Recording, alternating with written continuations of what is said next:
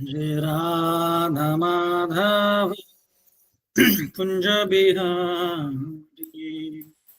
जय राधा माधव कुंज बिहारी। गोपीजन वल्लभा गिरिधरधारी। गोपीजन वल्लभा गिरिधरधारी। यशोदानंदन व्रज जन रंजन। यशोदानंदन व्रज जन रंजन। यशोदानंदन व्रज जन रंजन। यशोदानंदन व्रज जन रंजन। यमुना तीरावनचारी। यमुना तीरावनचारी। राधा माधव कुंज बिहारी। राधा माधव कुंज बिहारी। राधा माधव कुंज बिहारी।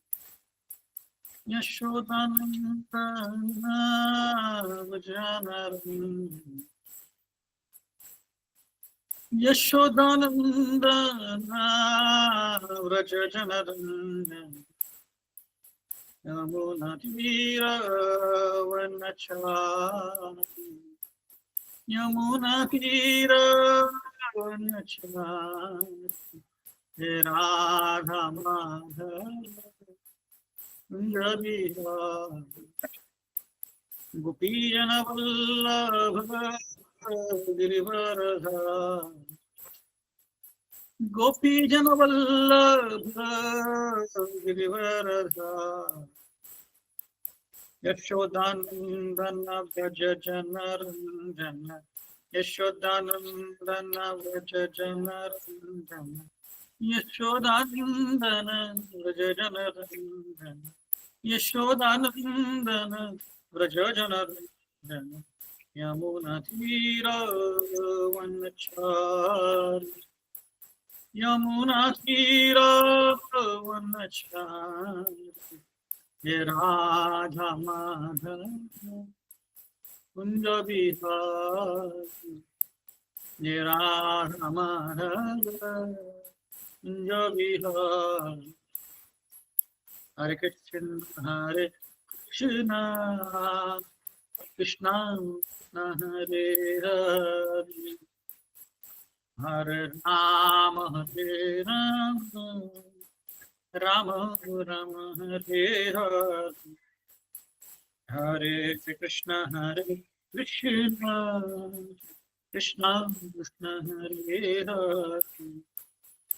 हरे राम राम राम हरे हरे। हरे कृष्ण कृष्ण कृष्ण हरे हरे। हरे राम राम राम हरे हरे। हरे कृष्ण कृष्ण कृष्ण हरे हरे। हरे राम राम राम हरे हरे। हरे कृष्ण कृष्ण कृष्ण हरे हरे। हरे राम राम राम हरे हरे। हरे कृष्ण कृष्ण कृष्ण हरे हरे। हरे राम राम राम हरे हरे। हरे कृष्ण कृष्ण कृष्ण हरे हरे। हरे राम राम राम हरे हरे।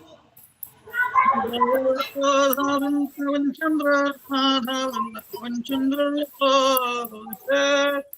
राधा कुंज बिहारी राधा कुंज बिहारी राधे राधे राधे श्री राधे सीताय गौर हरि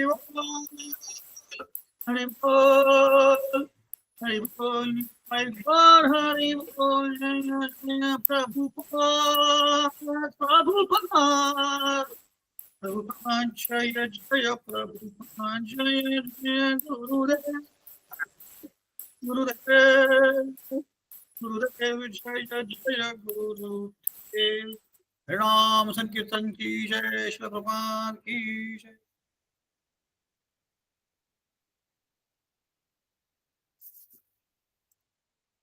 हम लोग कुछ प्रार्थना बोलेंगे इसके पहले कि हम लोग क्लास को आरंभ करें।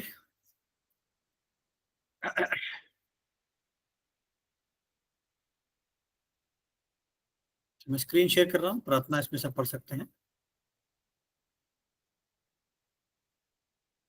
मेरी आवाज सबको ठीक आ रही है? एक आध कोई कंफर्म कर सकता है?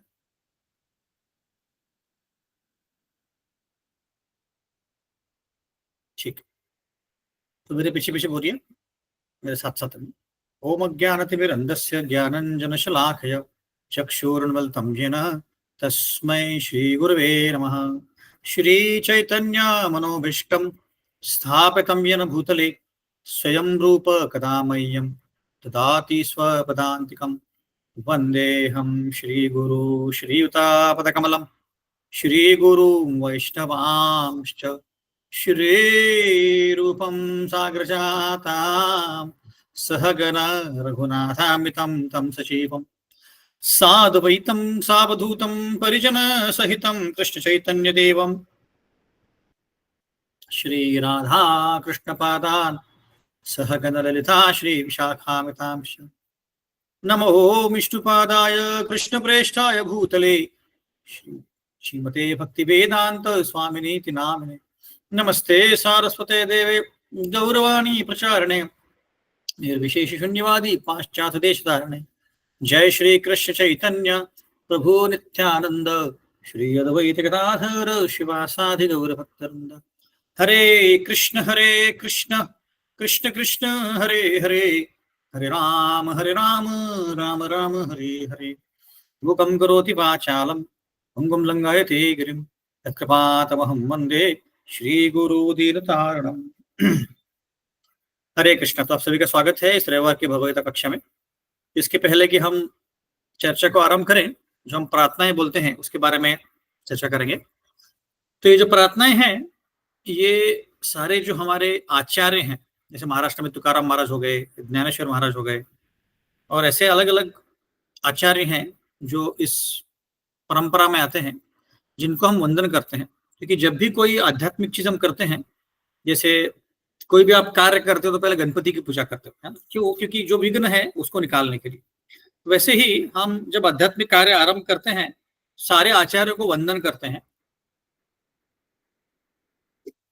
ताकि उन आचार्यों के द्वारा हमें जो आध्यात्मिक कार्य हम करने वाले वो सफल हो। भगवद गीता जो हम पढ़ने वाले हैं वो हमें समझ में आए, क्योंकि जब तक आचार्यों का आशीर्वाद नहीं मिलता है तब तक हम भगवद गीता को समझ नहीं पाएंगे, अपने जीवन में उतार नहीं पाएंगे। ये उसका साइंस है, ठीक है। तो पिछली बार हमने देखा था कि ओम अज्ञानतिमिरन्धस्य ज्ञानञ्जनशलाकया चक्षुरुन्मिलितं येन तस्मै श्री गुरवे नमः। इसका मतलब क्या है? ओम अज्ञानतिमिरन्धः मतलब कि हमारे आंखों में अंधकार है अभी, क्योंकि हम भौतिक दुनिया में जिसमें रहते हैं उसमें जब से सृष्टि बनी है तब से अंधकार ही अंधकार है, कोई लाइट नहीं है। तो जब सूर्य आया तो तभी लाइट आती है, जब सूर्य नहीं हो तो अंधकार होता है। हालांकि अभी हम लोगों ने इलेक्ट्रिसिटी वगैरह का संशोधन किया है, इलेक्ट्रिसिटी आती है, पर बाय डिफॉल्ट यह अंधकार है इसमें। तो वैसे ही हमारे जीवन में भी अंधकार है। वो अंधकार क्या है? अज्ञान का अंधकार है। और वो अज्ञान क्या है? भगवान कौन है, हम कौन है, और हमारा भगवान के साथ नाता क्या है, हम इस भौतिक दुनिया में क्यों आए हैं, ये भौतिक दुनिया बनाए क्यों है, हमें दुख क्यों होता है, हमें कष्ट क्यों होते हैं। ये ज्ञान का अभाव मतलब अज्ञान है। इस अभाव के कारण जो जीव है या लोग हैं वो कष्ट में हैं, पीड़ा में है ना। जैसे हम देखते हैं कि हम जब कोई भी रास्ते में जाते हैं तो कोई गरीब व्यक्ति दिखता है, भिखारी वगैरह, तो उसको देख के हमारे मन में कंपन होता है, हमारा मन कंपैशन आता है कि अरे अरे उसके पास कुछ भी नहीं है खाने के लिए। पर जब कोई अमीर व्यक्ति होता है उसकी तरफ देख के हमें ऐसा विचार नहीं आता। क्यों? हमें लगता है कि अरे इसके पास कितना पैसा है, काश मेरे पास होता। क्योंकि हम ये नहीं जानते हैं कि जो जितना व्यक्ति जो गरीब दुखी है उतना ही वो अमीर व्यक्ति दुखी है। ये ज्ञान को समझना मतलब आध्यात्मिक ज्ञान। आध्यात्मिक ज्ञान के अभाव में हमें क्या लगता है कि जो अमीर व्यक्ति है वो सुखी है, गरीब व्यक्ति वो दुखी है। नहीं, ऐसा नहीं है, दोनों ही दुखी है। हालांकि दोनों का प्रपोर्शन अलग हो सकता है, दोनों का दुख अलग हो सकता है, पर दुखी दोनों है।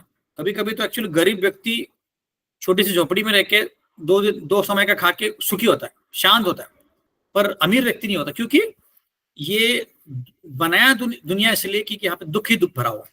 दुखालयम अशाश्वतम बोला गया है।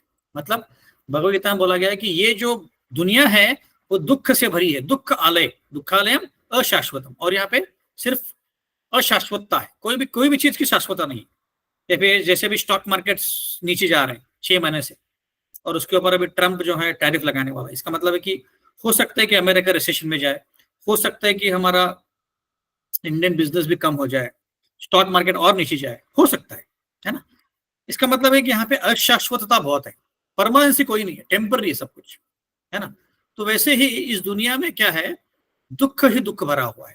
यहाँ पे कोई सुख का अनुभव नहीं है। जो भी सुख का अनुभव है बहुत छोटा सा है। जैसे आपको मैं एक उदाहरण देता हूँ। एक बार एक व्यक्ति था, वो जंगल से जा रहा था। तो जैसे जा रहा था उसके पीछे एक सिंह लग गया, शेर। शेर लग गया तो भाग रहा था, उसके पीछे सिंह भाग रहा है। तो वो एक कुएं में गिर गया, और वो जो कुआं था वो कुआं ड्राई कुआं था, मतलब उसके अंदर कोई पानी वानी नहीं था। तो उसके कारण क्या हुआ कि वो नीचे गिर गया, और जैसे ही गिरा तो उस पेड़ के उस कुएं के बाजू में एक पेड़ था, उसकी जो टहनी थी उसको उसने पकड़ लिया, और पकड़ के ऐसे लटक रहा था। ओके, ऐसे लटक रहा था। और देखा उसने नीचे, तो देखा तो नीचे जो कुआं था, सूखा कुआं, उसके अंदर बहुत सारे सांप थे। तो उसने ऊपर देखा, ऊपर वही शेर जो है खड़ा था, और वो वेट कर रहा था कि व्यक्ति कब आएगा ऊपर और मैं उसको खा लूंगा। तो ऊपर कुआं, ऊपर शेर, नीचे सांप। इसका मतलब इसका मृत्यु पक्का है, और ये बीच में लटक रहा है टहनी के। तो उसको बहुत डर लग रहा था।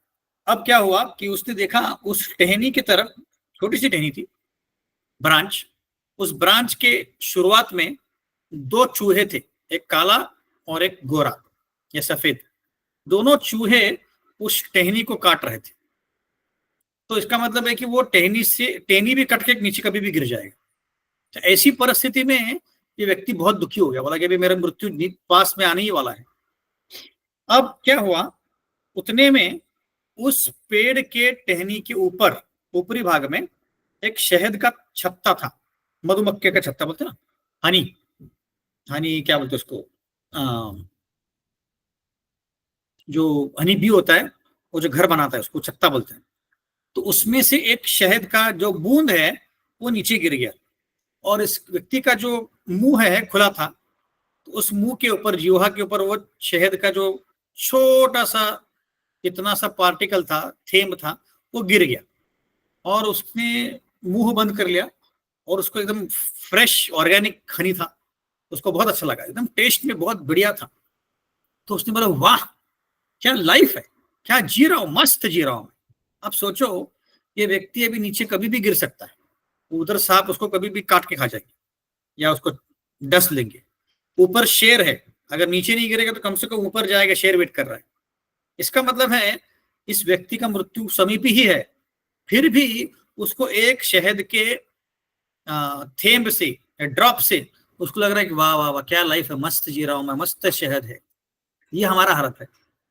हम लोग के जीवन में कभी भी मृत्यु आ सकता है, कोई भी शाश्वती नहीं है, कोई कौन कितना जिंदा रहेगा। हम बोलते हैं कि तुम 100 साल रहो वगैरह, बट ठीक है, कोई बात पता नहीं हमें कितना जिंदा रहेंगे। फिर भी हम बड़े बड़े बंगले बांध रहे हैं, बड़े बड़े गाड़ियां खरीद रहे हैं, बड़े बड़े प्लान्स बना रहे हैं, पता नहीं कब कब मृत्यु आने वाला है, फिर भी, है ना। वैसे ही, और जब कोई थोड़ा सा एक अच्छा मोमेंट आता है हमारे लाइफ में, कभी हम फैमिली के साथ बाहर जाते हैं या कोई क्रिकेट मैच देखते हैं, इंडिया जीतता है, तो हम खुश हो जाते हैं, वाह क्या लाइफ है, मस्त है। या हमारा प्रमोशन हो जाता है, या हमारा सैलरी बढ़ जाता है, कुछ भी छोटा सा चीज होता है, हमें लगता है कि वाह वाह वाह क्या लाइफ है। इसका मतलब है कि सब लोग एक्चुअली दुखी है, सब सब कुछ यहाँ पे अशाश्वत है। जो अच्छा रिलेशनशिप था वो भी बिगड़ सकता है, दो अच्छे फ्रेंड्स जानी दुश्मन बन सकते हैं, दो अच्छे हस्बैंड वाइफ डिवोर्स ले सकते हैं, ऐसा कुछ भी हो सकता है। फिर भी हमें लगता है कि यहाँ पे सुख मिलेगा मुझे। तो यह एक्चुअली रियलिटी है। तो ये ऐसे दुनिया में हम अंधकार में जी रहे हैं, ये ज्ञान की कमी है। और इस ज्ञान को देने के लिए आध्यात्मिक गुरु आता है। इसलिए बोला गया है ओम अज्ञान तिमिरंधस्य ज्ञानंजन शलाकाय, मतलब ज्ञान के चक्षु से हमारी आंखें खोल देंगे। कौन? गुरु। चक्षुर उन्मिलितम ये न तस्मै श्री गुरुवे नमः। ऐसे गुरु को मैं वंदन प्रणाम करता हूं या प्रणाम करता हूं। ये इस प्रार्थना का मतलब है कि हमारा जो अंधकार है, हमारा जो अज्ञान है, अज्ञान रूपी अंधकार, उसको टॉर्च लाइट से, ज्ञान के टॉर्च लाइट से खोलने वाला व्यक्ति है गुरु। और वो व्यक्ति हमें रास्ता दिखाता है कि हमें सही में सुख कहाँ मिलेगा, है ना। सही में सुख क्या होता है और सही में शांति क्या होती है, ये हमें गुरु सिखाते हैं और कोई नहीं सिखा सकता। इसीलिए हमें गुरु की जरूरत पड़ती है। ठीक है, तो अभी हम पहले 2 श्लोक पढ़ेंगे और फिर चर्चा का भगवद्गीता का प्रारंभ करेंगे। पिछली बार हमने श्लोका नंबर 1 का विस्तार में चर्चा किया था, आज 2 का करेंगे। उसके पहले हम श्लोक पढ़ते हैं ताकि आप लोगों को भी श्लोक की पढ़ने की प्रैक्टिस हो जाएगी। तो मेरे साथ साथ आप पढ़ सकते हैं बिना अनम्यूट किए, म्यूट किए हुए कीजिए, नहीं तो फिर डिले के कारण डिस्टर्बेंस हो सकता है। तो मेरे साथ साथ दोहराइए, मुश्किल नहीं है, बार बार दोहराएंगे तो आपको श्लोक याद हो जाएगा। धृतराष्ट्रवाच धर्मक्षेत्रे कुरुक्षेत्रे समवेतायुत्सवा मामका पांडवाश्चैव किम अकुर्वत संजय। और एक बात दोहराएंगे, धृतराष्ट्रवाच धर्मक्षेत्रे कुरुक्षेत्रे समवेतायुत्सवा मामका पांडवाश्चैव किम अकुर्वत संजय। इसका अर्थ देखेंगे अभी। धृतराष्ट्र ने पूछा, हे संजय, मेरे पुत्र और पांडु के पुत्र कुरुक्षेत्र के युद्ध भूमि में एकत्रित हुए थे युद्ध करने के लिए, तो उन्होंने क्या किया? ये पहला श्लोक है। अब दूसरा श्लोक पढ़ते हैं। संजय उवाच दृष्ट्वा तु पांडवानीकम् यूढ़ं दुर्योधनस्तदा आचारमुपसंगम्य राजा वचनमब्रवीत्। संजय उवाच दृष्ट्वा तु पांडवानीकम् यूढ़ं दुर्योधनस्तदा आचारमुपसंगम्य राजा वचनमब्रवीत्। अनुवाद देखते हैं। संजय ने कहा, हे राजा, ये जो मिलिट्री का फॉर्मेशन है ना, सेना का फॉर्मेशन, उसको देख के दुर्योधन ने अपने टीचर दृष्ट क्या बोलते इसको, द्रोणाचार्य से पूछा, हाँ, और ये शब्द कहे। तो ये हमने काफी विस्तार में श्लोक चर्चा किया था। तो यहाँ पे अभी घटना क्या घटित हुई है कि जो पांडव हैं और कौरव हैं एकत्रित हुए हैं फाइट करने के लिए कुरुक्षेत्र के युद्ध भूमि में। और उसका कारण क्या है? क्योंकि पांडवों का जो राज्य था वो कौरवों ने वापस नहीं दिया था। पांडव वहां पे 12 साल के लिए वनवास के लिए गए थे और वापस आने के बाद उनको राज्य मिलना था, पर कौरवों ने उनको वापस नहीं दिया। दुर्योधन ने बोला कि राज्य तो क्या, मैं एक जो सुई है उसका जो टोक होता है, अगला हिस्सा, उसमें जितना जमीन जाएगी उतना में भी मैं जमीन नहीं दूंगा। ये उसका कहने का तात्पर्य था। तो इसीलिए फिर युद्ध भूमि में सारे एकत्रित हुए थे।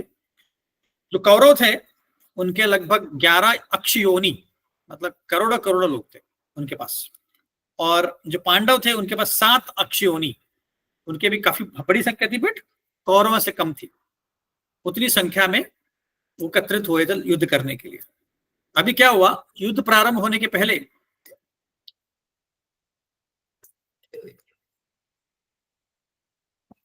दुर्योधन ने अपने टीचर द्रोणाचार्य के पास गए और उनको पूछने लग गए और उनको बताने लग गए। हाँ, तो अभी ये क्यों हुआ है इसके बारे में थोड़ा चर्चा करेंगे, है ना। तो जैसे मैं पिछली बार बता रहा था कि ये युद्ध भूमि जो है कुरुक्षेत्र एक पायस भूमि है, पावन भूमि है। वहां पे कई सारे अलग अलग यज्ञ हुए थे, कई बड़े बड़े लोग आए थे, विश्वामित्र या परशुराम और कृष्ण भगवान खुद, राधा रानी और सारे उनके जो व्रजवासी सब लोग आए थे। और इस पावन भूमि पे युद्ध होने जा रहा है। और धृतराष्ट्र को भय है कि कहीं ऐसा ना हो जाए कि मेरे जो पुत्र हैं, जो पापी हैं, नालायक हैं, वो पुत्र इस पावन भूमि के इन्फ्लुएंस के कारण, असर के कारण, वो क्या है, वो अपना मन ना बदल दे। तो वो एक उनके मन में डाउट था। दूसरा डाउट ये था कि कहीं पांडव जो एकदम धर्मपरायण हैं, धर्म का पालन करते हैं, उनको इस भूमि का डिसएडवांटेज नहीं मिलना चाहिए। कभी कभी हम बोलते हैं ना कि होम एडवांटेज है, क्रिकेट में ऐसे बोलते हैं होम एडवांटेज है, तो वैसे उनको एडवांटेज नहीं मिलना चाहिए। उनकी इच्छा थी धृतराष्ट्र की कि पांडवों को कौरव मार दे और दुर्योधन मेरा पुत्र राजा बन जाए। यही उसकी इच्छा थी, जो कभी पूरी नहीं हो पाई, है ना। तो ये इसीलिए ये प्रश्न पूछ रहे हैं कि दोनों इकट्ठा हुए, एकत्रित हुए, तो उन्होंने युद्ध किया कि नहीं किया, क्या किया, ये पूछने के लिए एकत्रित ये प्रश्न पूछा गया है ना। ऐसे तो हमने पिछले कुछ सत्रों में देखा है कि कैसे भगवदगीता पढ़ने के पहले हमने कम से कम अज्यूम करना चाहिए कि कृष्ण भगवान भगवान है ना।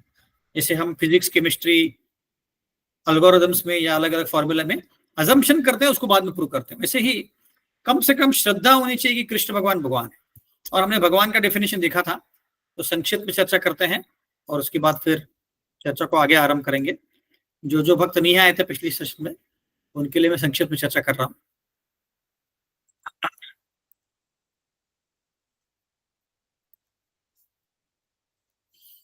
तो भगवान वो होते हैं जिनके पास षड ऐश्वर्य हैं। षड मतलब छह ऐश्वर्य होने जो होते हैं उनको भगवान बोलते हैं। और वो कौन से षड ऐश्वर्य हैं उसके बारे में हम चर्चा करेंगे।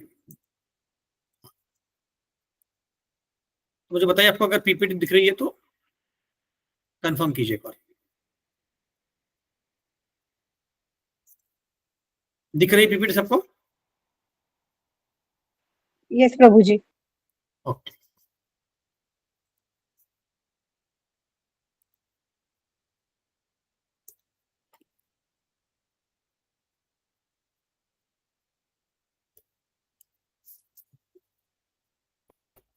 तो भगवान का डेफिनेशन होता है कि जिसके पास 6 ऐश्वर्य हो, है ना। तो हमने इसके बारे में चर्चा किया था, तो विस्तार में चर्चा किया है। हम सिर्फ एक बार रिवीजन करेंगे, जो भक्त नहीं आए तो उनके लिए। तो कौन से 6 ऐश्वर्य भगवान के पास? तो भगवान के पास ये वाले 6 ऐश्वर्य हैं, है ना। तो भगवान जो है उनके पास सबसे ज्यादा पैसा है, उनके पास वो सबसे ब्यूटीफुल है, सुंदर है सबसे, और उनकी सुंदरता कभी खत्म नहीं होती। उनके पास सबसे ज्यादा शक्ति है, वीर्य, और वो शक्ति भी कभी खत्म नहीं होती। उनके पास सबसे ज्यादा जान है, ज्ञान सबसे ज्यादा उनके पास भगवान के पास है। कैसे? भगवान को यह भी पता है, कृष्ण को, कि हमारे मन में इस जन्म में, पिछले जन्म में और पिछले कई जन्मों में क्या क्या विचार आया था, ये भी उनको पता है ना। फिर यश सबसे बड़ा भगवान का है, भगवान जो है सबसे ज्यादा फेमस है। और वैराग्य जो है भगवान का सबसे ज्यादा है, मतलब रिनाउंसिएशन। तो ये जो 6 ऐश्वर्य हैं, अगर किसी के पास पूरी मात्रा में है तो उसको ही हम भगवान बोलेंगे, वरना उसको भगवान नहीं बोलेंगे। और इस 6 के 6 ऐश्वर्य भगवान कृष्ण में है। इस दुनिया में कोई सुंदर हो सकता है बट वो शक्तिशाली नहीं होता है, वो शक्तिशाली हो सकता है बट वो फेमस नहीं हो सकता है। ये वो फेमस हो सकता है बट वो वैरागी नहीं हो सकता है। इसका मतलब है कि ये सारे 6 के 6 ऐश्वर्य एक व्यक्ति में पाना बहुत बहुत मुश्किल है, और अगर पाते हैं तो भगवान है, भगवान कृष्ण, है ना। तो ये हमने चर्चा किया था। भग मतलब ऑपुलेंस या ऐश्वर्य, और जिसके पास है उसको बोलते हैं भगवान। इसीलिए हमें भगवान या गॉड की डेफिनेशन पता होनी चाहिए। ऐसे नहीं कोई हाथ से राख निकाल रहा है, मुंह से लिंग निकाल रहा है वो भगवान है, नहीं, वो तो जादू हो गया, मैजिक है वो। मैजिक और भगवान में बहुत अंतर है। भगवान कई सारे मैजिक कर सकता है, पर जादूगर जो है सिर्फ मैजिक कर सकता है। जैसे सृष्टि का निर्माण किया है, अब आप देखेंगे जो अर्थ जो है इतने टन का मास है, उसका बहुत बड़ा मास है, फिर भी एक अपने आप ही वो घूम रही है, और कोई भी इस अर्थ से नीचे गिर नहीं रहा है। 1 लाख किलोमीटर पर आवर से घूम रही है, फिर भी सब लोग आराम से बैठ पा रहे हैं, सो पा रहे हैं, खा पा रहे हैं। इसका मतलब इसमें बहुत बड़ा साइंस है ना। तो ये भगवान कर सकते हैं। हम छोटा मोटा कुछ लाइट बना सकते हैं, पर भगवान इतने से तारे बना सकते हैं, सूर्य बना सकते हैं, है ना। ऐसे तो भगवान का मतलब वो होते जो सबसे शक्तिशाली हो उसको भगवान बोलते हैं। कोई साधारण व्यक्ति को भगवान नहीं बोल सकते हम, है ना। तो ये हमने चर्चा किया था। फिर ये पिक्चर में दिखाता कि जैसे ये कारणोदक्ष विष्णु है। ये 3 प्रकार के विष्णु होते हैं, उसमें से पहले विष्णु है जिनके शरीर के छिद्रों से अलग अलग ब्रह्मांडों का निर्माण हो रहा है, और इस ब्रह्मांड के अंदर और एक विष्णु है, उनका नाम है गर्भोदक्ष विष्णु। उनके नाभि से कमल का फूल खिलता है, और उसके ऊपर ब्रह्मा जी का जन्म होता है, और उस कमल के स्टेम के ऊपर पूरा सृष्टि का निर्माण हुआ, 14 लोक का निर्माण हुआ है। ये हमने चर्चा किया था। हाँ?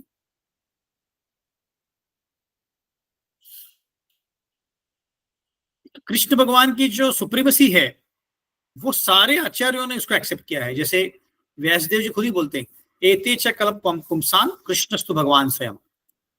फिर अर्जुन खुद बोल रहा है, अहुस्तम ऋषि सर्वे देवर्षि नारद तथा सितो देवल व्यास स्वयं चैव भविष्य में।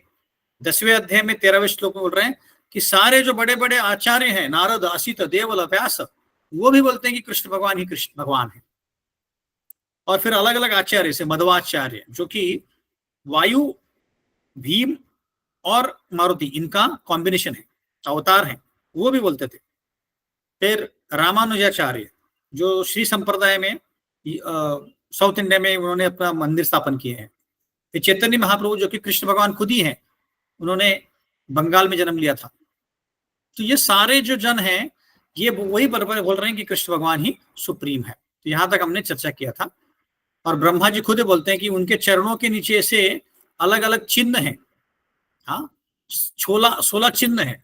तो आपको अगर शंका हो कि मैं भगवान हूं कि नहीं हूं, आपके चरण कमल देख लीजिए, उसके अंदर अगर ये चिन्ह है तो फिर आप भगवान है, नहीं तो भगवान नहीं हो सकता, है ना। ऐसे कि हमने काफी विस्तार में चर्चा किया था।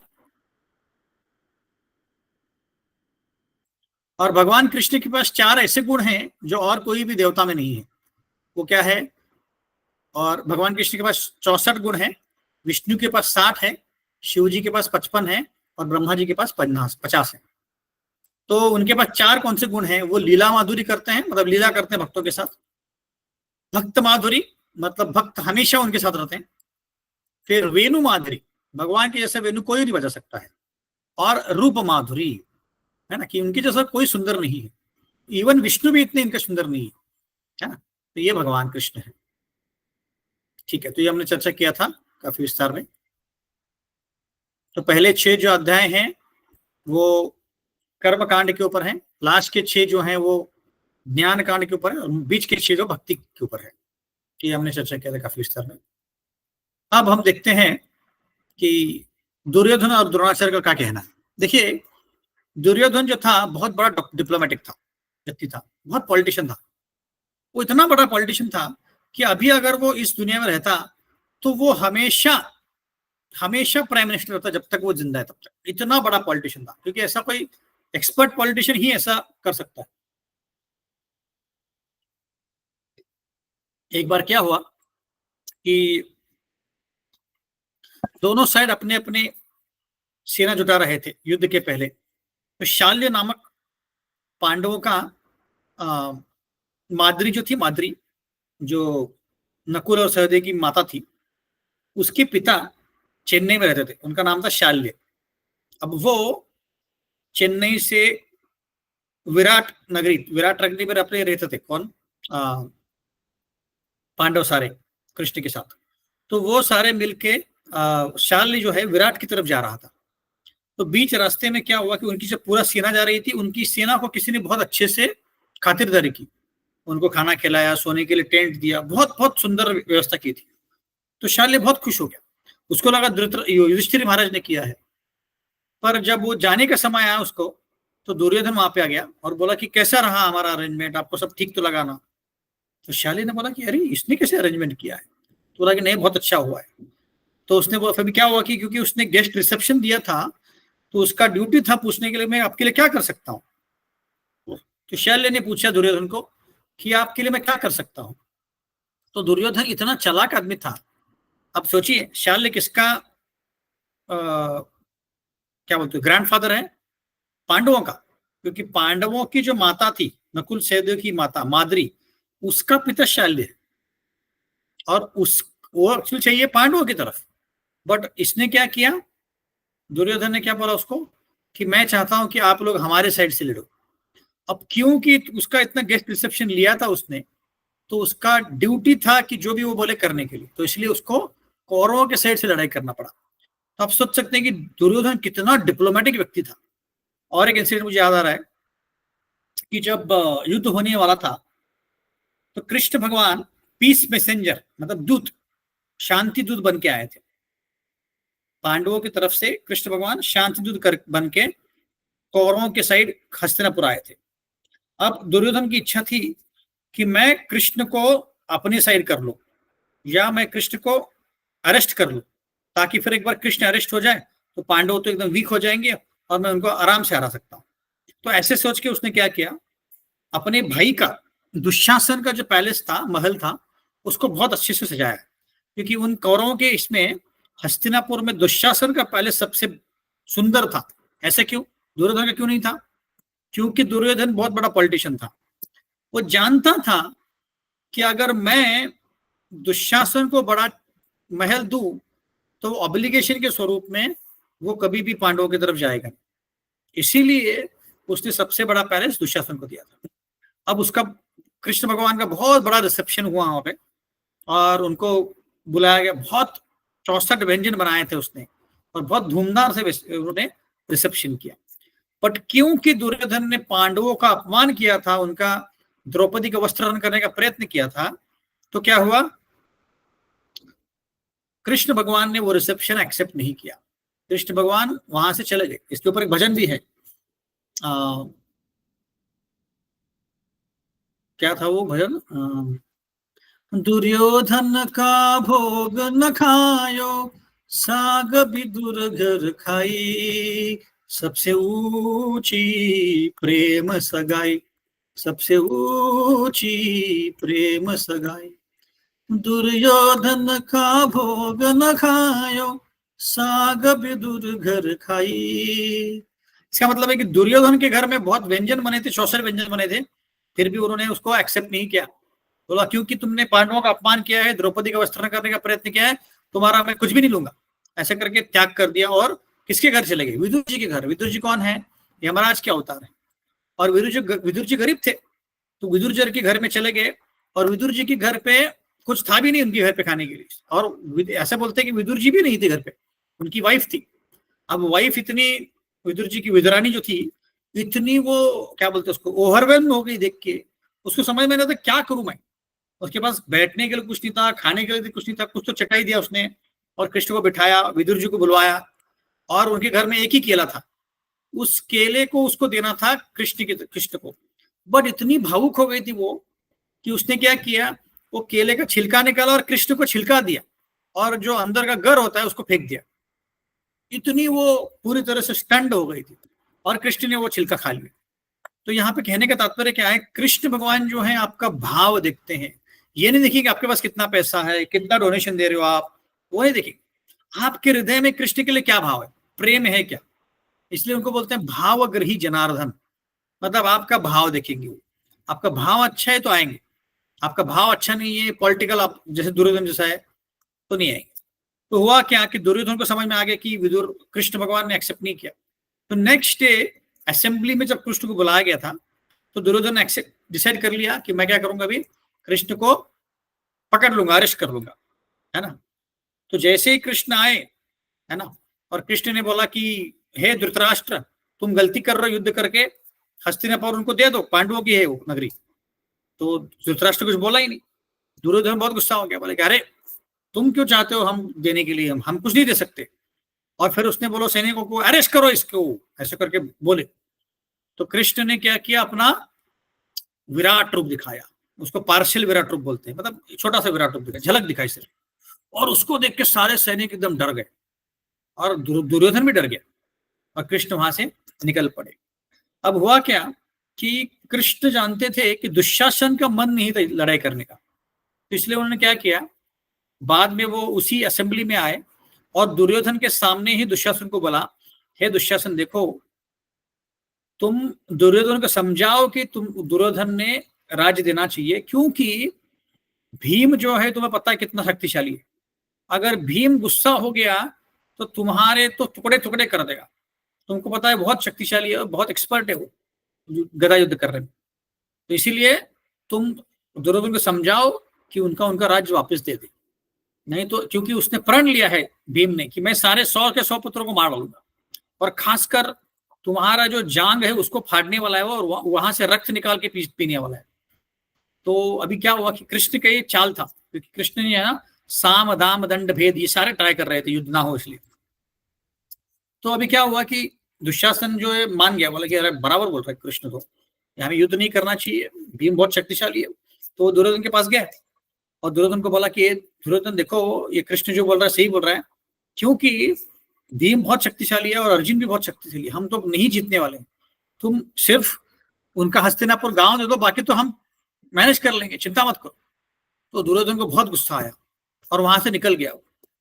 फिर बाकी के जो 98 भाई थे वो भी वहां से निकल गए। अब दुशासन को समझ में करूं क्या, तो वो भी निकल गया। और जब अंदर अपने अपने पैलेस में गए, तो दुशासन जो है वो दुर्योधन के पैलेस में गया। अब कोई और होता तो दुर्योधन गुस्सा करता ना दुशासन के ऊपर कि तुमने ऐसा क्यों किया, मेरी साइड नहीं तुमने बोला। पर दुर्योधन इतना बड़ा चालाक आदमी था, उसने क्या किया, उसने दुशासन को बोला, हे दुशासन देखो कि कृष्ण कितना चालाक है, धूर्त व्यक्ति है, हम दोनों के बीच में झगड़ा लाना चाहता है, हम दोनों तो भाई भाई हैं, हम दोनों एक साथ ही रहते हैं, जो भी हम करेंगे साथ में करेंगे, उसकी मत मानो। तो ऐसे करके उसने दुशासन को पटा लिया। तो ये है दुर्योधन की धूर्तता। दुर्योधन इतना डिप्लोमेटिक था, इसीलिए वो एक्चुअली बहुत अच्छा एडमिनिस्ट्रेटर था, अच्छा राज्य करता था। पर क्या था, वो धर्म परायण नहीं था।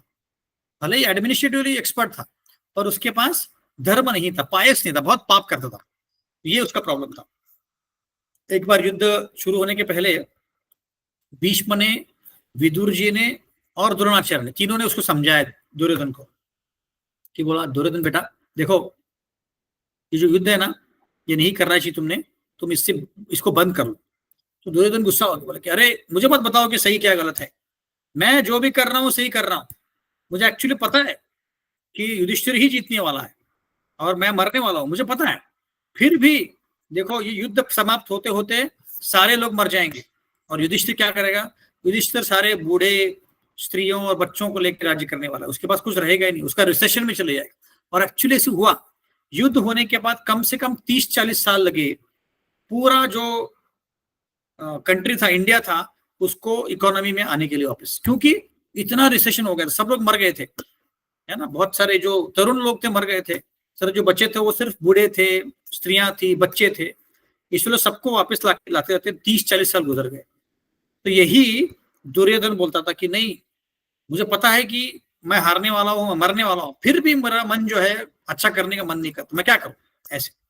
तो अभी इस श्लोक में हमने देखा कि दुर्योधन द्रोणाचार्य की तरफ जा रहा है और उसको बोल रहा है, तो तीसरे श्लोक में बोलता है पश्चिताम पांडुपुत्राणाम, ऐसे बोल रहा है, पश्चिताम पांडुपुत्राणाम आचारमहतिंचम युधाम द्रुपद पुत्रेण तव शिष्येन धीमता।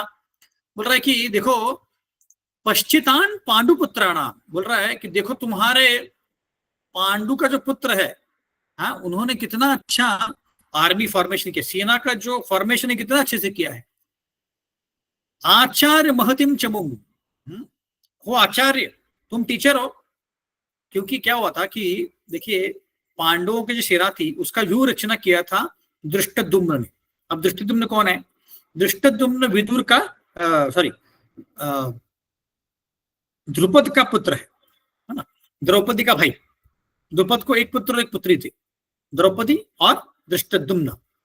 अब उसकी स्टोरी ऐसी है, तो इसीलिए द्रोणाचार्य के पास दुर्योधन जा रहा है, क्योंकि धृष्टद्युम्न ने अपने मिलिट्री साइंस का ट्रेनिंग किससे लिया था? द्रोणाचार्य से। अब इसके पीछे स्टोरी क्या है? स्टोरी ऐसी है कि द्रोणाचार्य जो टीचर थे पांडवों के और कौरवों के, वो और द्रुपद दोनों ही अच्छे मित्र थे, बचपन से एक ही गुरुकुल में पढ़ते थे और बहुत अच्छा वो फ्रेंडशिप था उनका। तो एक बार डिस्कशन करते करते द्रुपद ने बोला, क्योंकि द्रुपद एक्चुअली राजा का लड़का था और जो द्रोणाचार्य थे वो एक गरीब ब्राह्मण के लड़के थे। तो द्रुपद ने बोला कि जब मैं बड़ा होऊंगा और राजा बनूंगा तो आधा राज्य मैं तुम्हें दे दूंगा, तो तुम राज्य करना, मैं अपना आधा राज्य करूंगा। तो द्रोणाचार्य बोला कि ठीक है, कोई बात नहीं। पर जब बड़े हुए तो द्रोणाचार्य कहीं और चले गए और द्रुपद अपना अपना राज्य कर रहे थे। तो जब, क्योंकि द्रोणाचार्य के पास कुछ खाने के लिए पीने के लिए कुछ पैसा नहीं था, तो उसके जो पुत्र थे, दोनों पुत्र बीमार थे और उनको उसके पास दवाई लेने के लिए भी पैसा नहीं था। तो भीख मांगने के लिए एक्चुअली वो द्रुपद के पास आया, बोला कि देखो, तुमने बचपन में ऐसा बोला था कि मुझे आधा राज्य दोगे, कम से कम मुझे दवाई के लिए तो पैसा दो। तो द्रुपद को बहुत गुस्सा आया। द्रुपद को लगा कि अरे, मेरा जो कुछ इज्जत है कि नहीं, ये मेरे राज्य में आके मुझे बोल रहा है कि तुमको आधा राज्य देना चाहिए। तो उसने वहां पे भगा दिया उसको, बोला कि अरे, बचपन में ऐसी बहुत सारी हम बातें करते हैं, सारी बातें थोड़ी मानते हैं हम लोग, ऐसे थोड़ी, मैंने कुछ मजाक मजाक में बोल दिया होगा, जाओ यहाँ से, ऐसे करके भगा दिया उसको। तो द्रोणाचार्य को बहुत बहुत गुस्सा आया और फिर वो वापस आया और उसके पुत्र एक्चुअली बच नहीं पाया, उसकी पूरी फैमिली खत्म हो गई।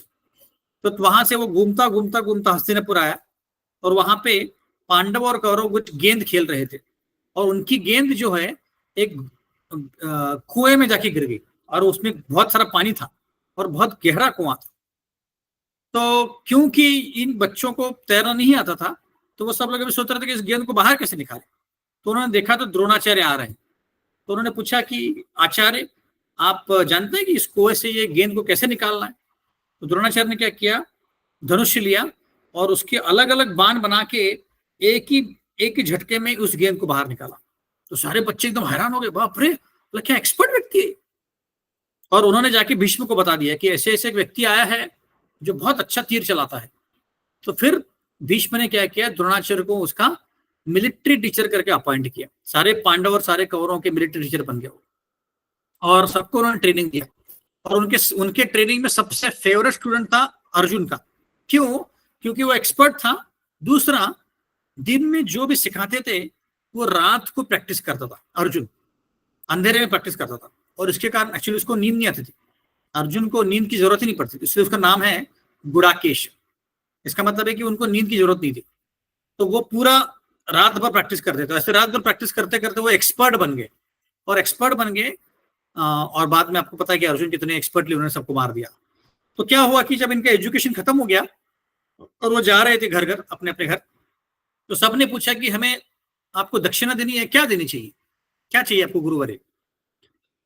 तो द्रोणाचार्य ने बोला कि मेरा ऐसे ऐसे द्रुपद ने अपमान किया है, तो द्रुपद को तुम सब लोग मिलके जाओ और उसको अरेस्ट करके लेके आओ। तो उनके ऊपर शाइनिंग करने के लिए, मतलब इंप्रेशन जमाने के लिए, जो द्रोणाचार्य होता है, दुर्योधन होता है, दुर्योधन और दुशासन दोनों मिलके जाते हैं और द्रुपद को अरेस्ट करने के लिए ट्राई करते हैं। पर द्रुपद भी कोई ऐसा साधारण व्यक्ति नहीं था। उसने क्या किया, उनको हरा दिया। तो दुर्योधन और दुशासन भाग के आ गए वहां से। तो फिर भीम, अर्जुन और युधिष्ठिर गए और उन्होंने आसानी से द्रुपद को हरा दिया और उसको फिर बंदी बना के लाया द्रोणाचार्य के पास। और फिर द्रोणाचार्य ने हंस के उनका मजाक उड़ाया, बोला कि देखो, मैं तुम्हारा पूरा राज्य ले सकता हूं, पर मैं तुम्हारे जैसा नहीं हूं, इसलिए तुमको आधा राज्य लौटा रहा हूं, आधा राज्य मेरा हो गया। ऐसे करके उनका अपमान कर दिया। तो द्रुपद को बहुत गुस्सा आया। क्षत्रिय जो होता है, क्षत्रिय को अपमान करें तो ज्यादा गुस्सा आता है उसको अगर मार दे तो कोई गुस्सा नहीं आएगा, और अपमान करे तो बहुत गुस्सा आता है। तो अपमानास्पद होके द्रुपद ने तपस्या की बहुत बड़ी, और फिर शिव जी को प्रसन्न करके उसने द्रौपदी को जन्म दिया आग से, और दृष्टद्युम्न को भी जन्म दिया। और उनका यज्ञ का पर्पस था कि मेरे को ऐसा पुत्र मिले जो द्रोणाचार्य को मार सकता है। तो सबको पता था, पूरी दुनिया को पता था कि दृष्टद्युम्न जो द्रुपद का पुत्र है वही आगे जाके द्रोणाचार्य को मारने वाला है। फिर भी द्रुपद ने, आप देखिए कितना वैल्यू सिस्टम स्ट्रांग था। अभी के जमाने में ऐसा हो ही नहीं सकता। द्रोणाचार्य जानता था कि दृष्टद्युम्न मुझे मारने वाला है बाद में जाके। फिर भी जब विराट ने द्रुपद ने दृष्टद्युम्न को, अपने पुत्र को, द्रोणाचार्य के पास मिलिट्री साइंस सीखने के लिए भेजा उसको, और द्रोणाचार्य उसको एक्सेप्ट कर लिया स्टूडेंट की कैपेसिटी में। ऐसे कौन कर सकता है? सोचो, अभी मुझे कोई मारने वाला है और वही व्यक्ति को मैं मिलिट्री साइंस में ट्रेनिंग दे रहा हूं, कैसे हो सकता है ऐसे? फिर क्योंकि वहां तब की वैल्यू सिस्टम बहुत स्ट्रांग थी, है ना। और फिर क्या हुआ, उसके बाद युद्ध होने वाला था। तो अब अभी उस पॉइंट पे है जब दुर्योधन द्रोणाचार्य को बोल रहे हैं कि देखो तुमने उनको ट्रेनिंग दिया दृष्टद्युम्न को, और उसने इतना सुंदर व्यूह रचना की है सेना की, तो तुम जिम्मेदार हो। ऐसे बोलने के लिए द्रोणाचार्य को वो दुर्योधन बोल रहा है ना। इसलिए उसके पास आया कि पश्यताम पांडुपुत्राणाम आचार महतिम चमुम जुढ़म द्रुपद पुत्रेण तव शिष्येन धीमता। तुम्हारा जो पुत्र है दृष्टद्युम्न, उसने देखो कितना सुंदर व्यूह रचना की है। अब तुमने उसको ट्रेनिंग दी कि बहुत बड़ी गलती की है, वो तुम्हारे सामने आके खड़ा हुआ है मुंह मारने के लिए। अब तुम क्या करना, पांडवों की तरफ अपना जो पार्शियलिटी मत दिखाना। बिल्कुल भी पार्शियल नहीं रहना तुमको, तुम्हारे जो भी इमोशन है तुमको बाजू में रखने हैं और तुमको लड़ाई करना। तो ये बताने के लिए दुर्योधन द्रोणाचार्य के पास गया था। एक्चुअली कौरवों का कमांडर था भीष्म, है ना, पर फिर भी द्रोणाचार्य के पास क्यों आए वो, ये बताने के लिए कि तुम्हें देखो भाई, तुमने एक बार गलती की है, अभी गलती मत करना। अभी तुम्हारे जो भी इमोशंस है, तुम्हारे जो भी लाइकिंग्स है, उसको बाजू में रखो और यहाँ पे आके तुमको युद्ध करना है। तो ये उसका पार्श्वभूमि है बताने के लिए कैसे द्रोणाचार्य ने ट्रेनिंग दिया दृष्टद्युम्न को, और दृष्टद्युम्न ने अच्छे से जो आर्मी फॉर्मेशन बनाया था। और इससे हम समझ सकते हैं कि दुर्योधन कितना चतुर व्यक्ति था, है ना, बहुत ही ज्यादा चतुर व्यक्ति था ये ऐसे। तो अभी चौथे श्लोक से जो दुर्योधन है, अलग अलग अपने जो कमांडर्स हैं, अलग अलग सोल्जर्स हैं, उनके नाम गिनने वाला है। तो देखते हैं कि क्या क्या बोलता है। देखिए चौथा श्लोक, अत्र शूरो महेश्वास भीमार्जुन समायुधि युधानो विराटश्च द्रुपदश्च महारथ। बोल रहा है अत्र, यहाँ पे बहुत सारे हीरोइक लोग हैं। महाश्वास, महेश्वास मतलब बहुत सारे शक्तिशाली लोग हैं जो अभी यहाँ पे लड़ाई करने वाले हैं ऐसे। भीम अर्जुन, तो उनके साइड कौन कौन है? अब दुर्योधन के लिए एक्चुअली सबसे बड़ा क्या बोलते हैं उसको, दुश्मन था उसका भीम, क्योंकि दोनों ही गदा युद्ध करते थे। अब गदा युद्ध में दुर्योधन बहुत पारंगत था, पर एक्चुअली शक्तिशाली कौन था? शक्तिशाली भीम था। तो आपको कथा पता होती कि एक बार सब लोग पिकनिक के लिए गए थे, सारे जो पांडव और कौरव थे।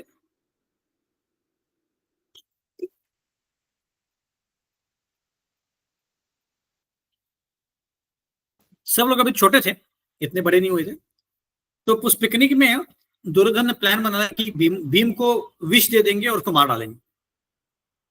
तो सब लोग खेल रहे थे, तो सबको खेल का हो गया, खाना हो गया।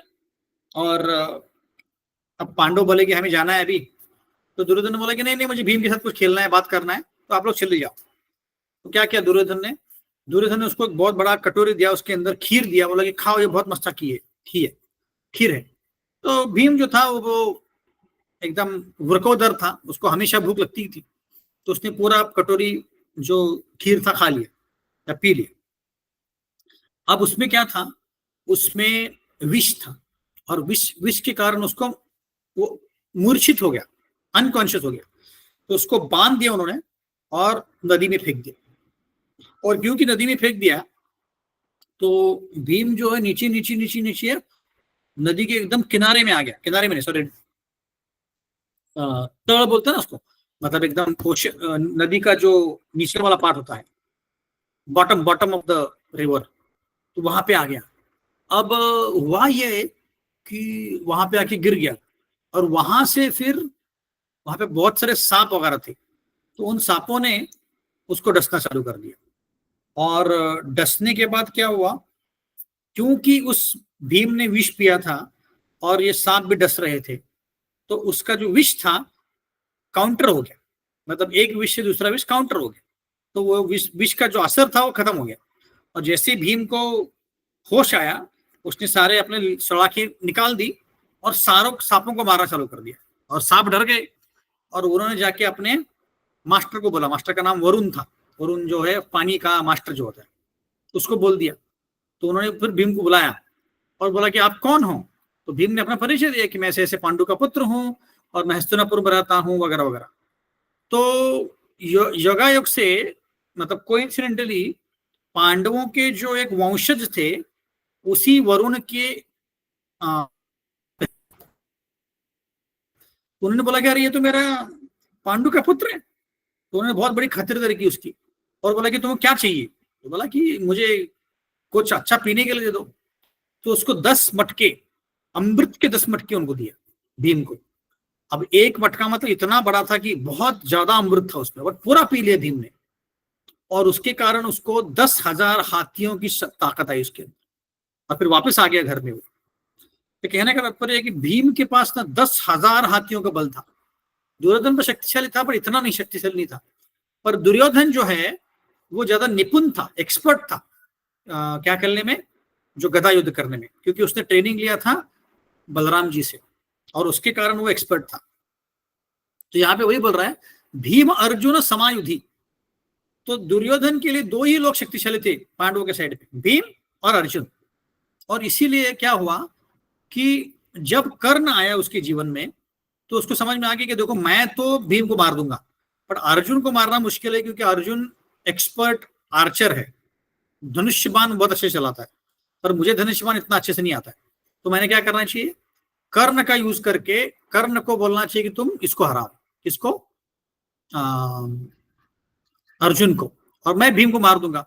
तो क्या होगा, तो दोनों दोनों मर जाएंगे, तो फिर मैं, और युधिष्ठिर और नकुल सहदेव में कोई दम नहीं है, तो मैं पांडवों को आराम से हरा सकता हूं। तो ये उसकी स्ट्रेटेजी थी।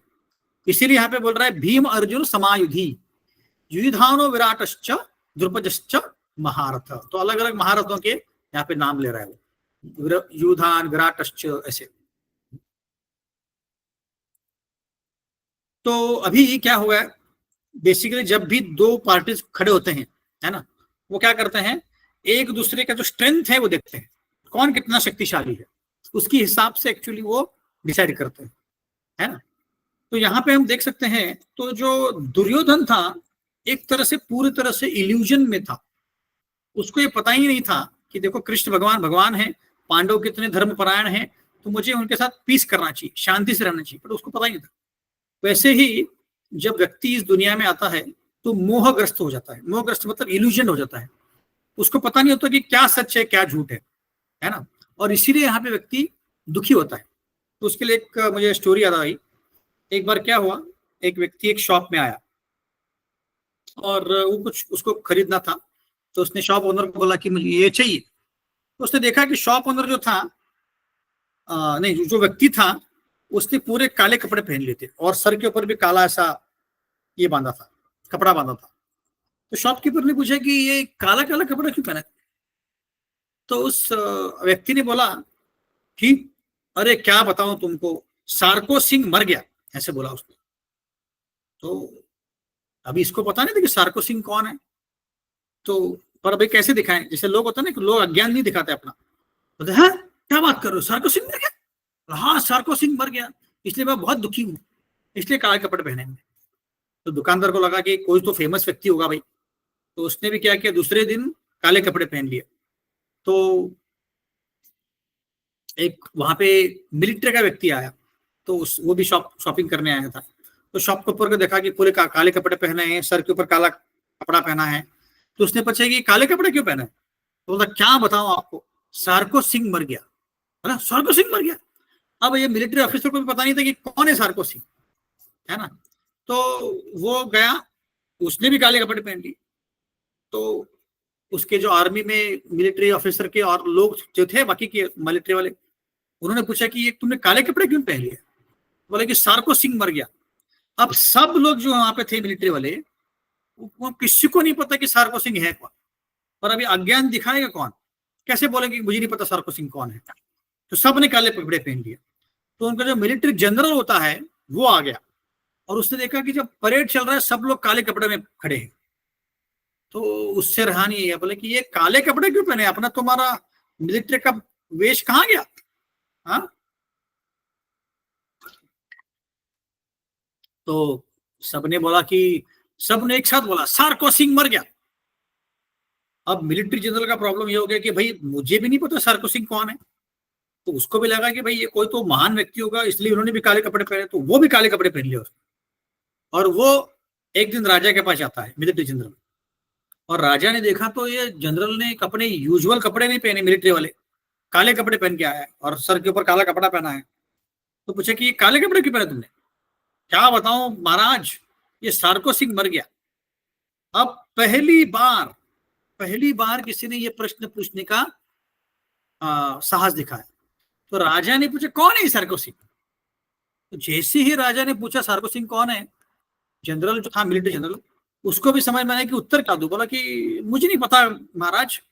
तो उसने जाके अपने मिलिट्री ऑफिसर्स को पूछा कि सार्को सिंह कौन है। उन्होंने बोला हमें भी नहीं पता। फिर उसमें से एक मिलिट्री ऑफिसर उस शॉपकीपर के पास गया, उसने बोला कि ये सार्को सिंह कौन है। तो मेरे जो शॉपकीपर था उसने बोला मुझे भी नहीं पता सार्को सिंह कौन है। एक व्यक्ति आया तो उसने बताया। तो फिर शॉपकीपर उस व्यक्ति के पास गया, बूढ़े व्यक्ति के पास, और उसको पूछा कि ये सार्को सिंह कौन है। तो बूढ़ा व्यक्ति जो था उसने काले कपड़े पहने थे, वो एकदम दोनों लगे, मेरा सार्को सिंह मर गया। बोले कौन है सार्को सिंह, मेरा सार्को सिंह मर गया, ऐसा रो रहा था।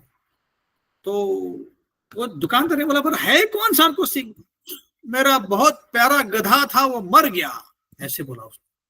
तो जैसे उस शॉपकीपर ने सुना, बोला ए भगवान, तुम्हारा गधा मरा है और हम लोग सब काले कपड़े पहन के घूम रहे। तो वैसे ही इस दुनिया में क्या होता है कि कोई अच्छे कपड़े पहनता है, कोई बुरे कपड़े पहनता है, तो लोग उसको फॉलो करते हैं। वो कोई कोई बड़ी गाड़ी लेता है, कोई कुछ करता है, कोई कुछ करता है, सब लोग उसको फॉलो करते हैं। कोई पूछता नहीं है कि क्यों कर रहे हो, क्या कर रहे हो। ऐसी बहुत सारी कथाएं। तो उसमें बेसिकली क्या है कि हम मोहग्रस्त हो चुके हैं, हमको पता ही नहीं कि सच्चा जीवन का लक्ष्य क्या है।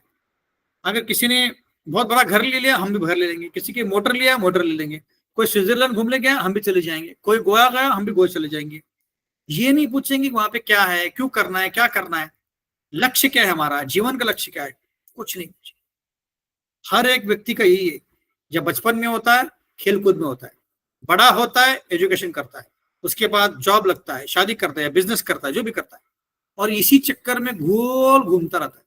कोई व्यक्ति नहीं पूछने वाला है कि भाई मुझे कष्ट हो रहे हैं, वो क्यों हो रहे हैं, भगवान कौन है, मैं कौन हूं, इस सृष्टि का निर्माण क्यों किया हुआ है।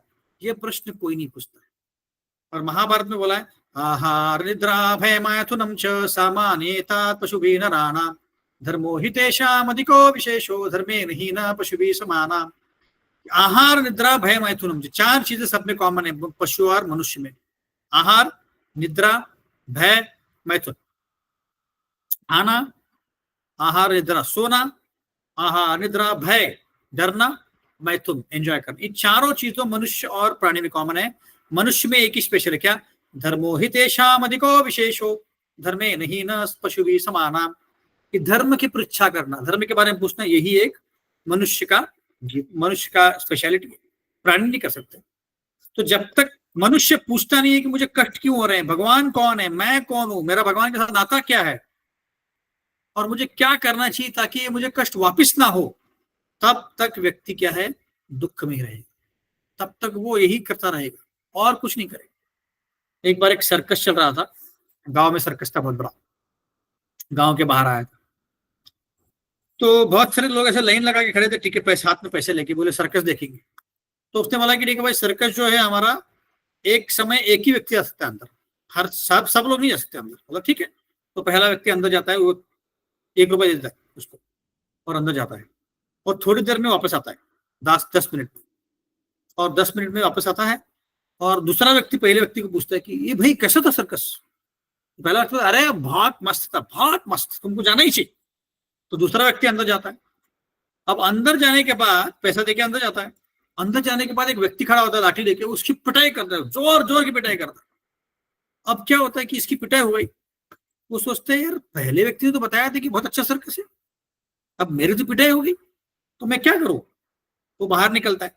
तो तीसरा व्यक्ति दूसरे को पूछता है कि कैसा था सर्कस। दूसरा व्यक्ति बोलता है अरे बहुत अच्छा था, बहुत अच्छा, बढ़िया, एकदम जाना ही चाहिए तुम्हें। तीसरा भी व्यक्ति ऐसे जाता है, उसकी भी पिटाई होती है। तो पूरे गांव की पिटाई हो जाती है, पर एक भी व्यक्ति दूसरे को नहीं बोलता कि मेरी पिटाई हुई है, वो बोलते कि बहुत अच्छा। क्योंकि हर एक की इच्छा होती है कि देखो मैंने जो किया है ना, दूसरे को भी उतना ही दुख होना चाहिए। दूसरा, मेरे साथ जो हुआ दूसरों को पता नहीं चलना चाहिए कि मेरे जीवन में दुख है ना, दूसरों को समझ में नहीं, मैं खुश हूं। Plastic smile. इसका मतलब है कि हम लोग सब मोह में हैं। हमें पता है दुख है मेरे जीवन में, हमें पता है मुझे कष्ट हो रहे हैं, फिर भी हम दूसरों को दिखाते हैं क्या, मैं बहुत खुश हूं, मेरे पास गाड़ी है, 4 बेडरूम फ्लैट है, बंगला है, आईफोन है, ये है, वो है, सब कुछ है, और मैं बहुत खुश हूं। ये हम दिखावा करना चाहते हैं। एक्चुअली में क्या है, सब लोग दुखी हैं, सब लोग दुखी हैं। प्राइम जो प्रेसिडेंट ट्रंप से लेके नरेंद्र मोदी, सब से लेके भिखारी तक, सब लोग दुखी। हर एक को अलग अलग दुख है, पर कोई बताना नहीं चाहता। यही इस जीवन का मोह है। जब तक हम जानेंगे कि नहीं कि हम आत्मा हैं, शरीर नहीं है, और इस दुनिया में हम लात खाने के लिए आए माया का, तब तक हमें पता ही नहीं चलेगा, तब तक हम दुख दुख में ही रहने वाले हैं, है ना। तो इसके आगे के श्लोक हम अगली बार चर्चा करेंगे। कोई प्रश्न किसी को, इसके पहले कि हम 2 मिनट भजन करें।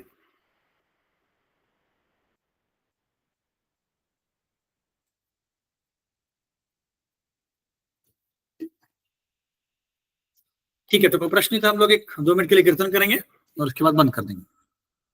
हरे कृष्ण।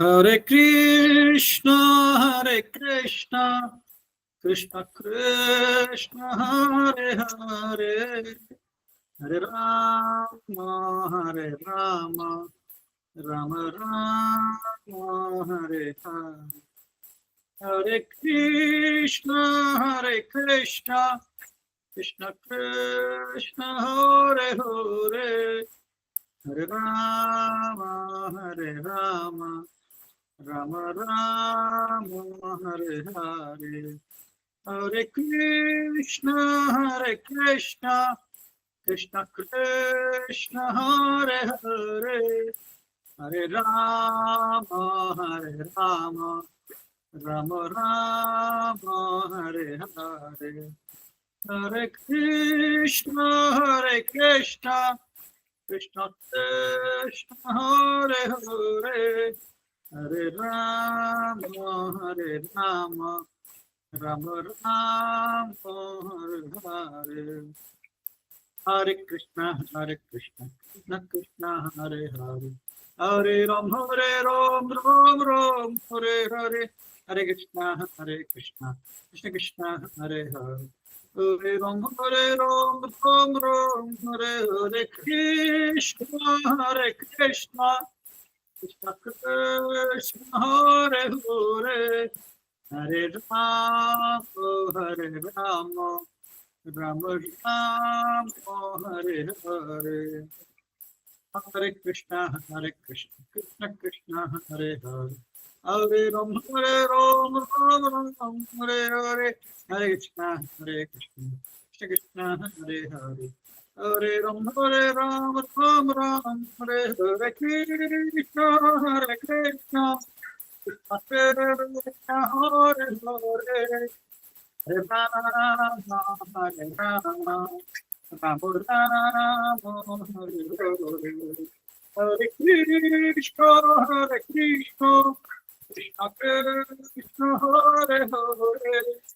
हरे राम, राम राम, हरे हरे, हरे कृष्ण,